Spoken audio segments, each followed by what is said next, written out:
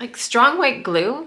I don't know, like I'm like getting lightheaded. I've used so much of this stuff, but let's keep going. We got some more gold leaf to continue to glue down. Yep, that's right. We're going to explore gold leaf, using it on top of the canvas to create some texture and some color.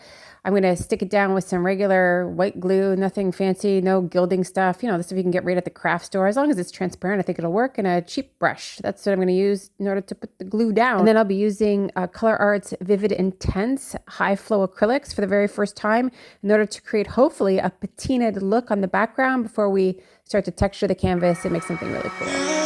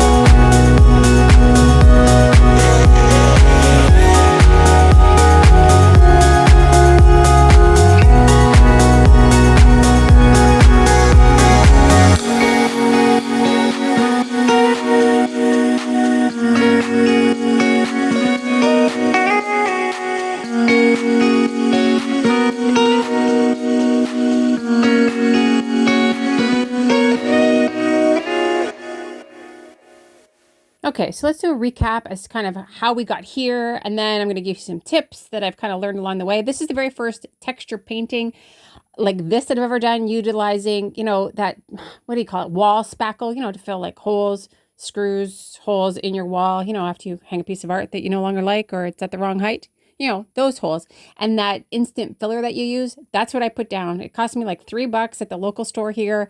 And I thought, you know what, for my first attempt, that's all I'm going to use. But once I put down, hold on, let's start from the beginning. So first thing I did, obviously that you saw, is I did the gold leaf. I used transparent glue and kind of got all that stuck down. That probably took about a day or so to dry. I made a mistake. I probably should have watered down the glue. That probably would have helped it dry a little faster. But, you know, I digress. Learn new things. It's all a learning process, right? Then after I got to that point and it was dry, I took out my trusty catalyst wedge. You could probably use like anything. You could use a palette knife. You could probably use one of those spatulas from your kitchen that are like silicone to spread the paint. And this time I just used the Vivid Intense by ColourArte, their new high flow acrylics. And I used it straight out of the bottle. I didn't have to mix it with anything, which was kind of nice because it was pretty liquidy. You could use tube paint. However, it's going to stick a little bit more to the textured surface. So that's why I opted to utilize the Vivid Intense in this instance. And then you saw that it kind of created a patina look over top of the gold leaf. You might be surprised or not understanding why I did the gold leaf all over the canvas, because even now I'm wondering why I did that. But you know, I didn't really have in mind that I was going to do a flower. I wasn't sure what I was going to do because, again, you know, if you've watched my channel, I fly by the seat of my pants most times. And I just kind of wanted to learn how to texture the back with the gold leaf. How do you apply the gold leaf? How do you add the colors? How do you obtain a patina look? And then once I got to that point, I'm like, oh, well, let's grab some putty filler wall stuff and throw it down on the canvas and make a flower. So a couple of tips that I could give you when using the paste to make the flower. I would use the palette knife when you put that down to put it down like in the direction of the petal. Yeah, I guess that's the way I'd explain it. So that you kind of get the ridges and stuff that kind of form the petal, so that as you apply the paint, as I'm doing now, it will, you know, attach to the, or it will attach. No, it will stick. It will stay. It'll collect. There we go. On the ridges. So you'll get a variation in color, which is kind of cool. And the paint that I used for the first coat is just Van Dyke Brown mixed with some pouring medium. And I did have some gold, and I don't know if it was a primary element, if it was a prism pour or what exactly what it was, but I mixed in, because it was left over on my table, with the Van Dyke Brown, and it gave it like a little bit of a shimmer, which was nice. But the pouring medium would have done that on its own. I didn't mix it straight up with water because that would have been more of a matte finish. And because it's a flower, I thought, oh, maybe some iridescence would be kind of nice. So that's what I did. And all I'm going to do is I'm going to lay that or paint that over the entire surface of the flower. So there's a tip. Normally, I've seen when people paint a flower, they typically start from the center of the flower and add the dark there and then try to bring in the light at the end. And that was way too much complication and blending for me. So I decided that I was going to put down the darkest color at the bottom or the base to cover up the textured surface. And then I was going to color in with the lighter color and add my shading, the center of my flower, that kind of stuff. So yeah, that was the method with which I use. I think that that turned out good for me, but I've never done it the other way, so I really have no point of reference. But you know what? Let's just go with it. Oh, and one thing that I didn't tell you is when I was done and the texture had dried, I did go over it with a coat of gesso. I don't know if that was really necessary, but I thought, you know, in case the texture pasty stuff is a little bit absorbent, I didn't want to waste like a whole lot of paint.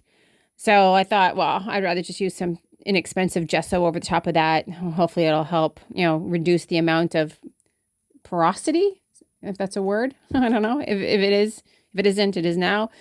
So that the paint, I wouldn't use as much paint because that's, for me anyway, the more expensive of all the items. And then once I had the flower completely done, I decided to kind of go over and lighten up and darken, I don't know, add a little bit more color depth to surrounding the flower. And yeah, that's how it went.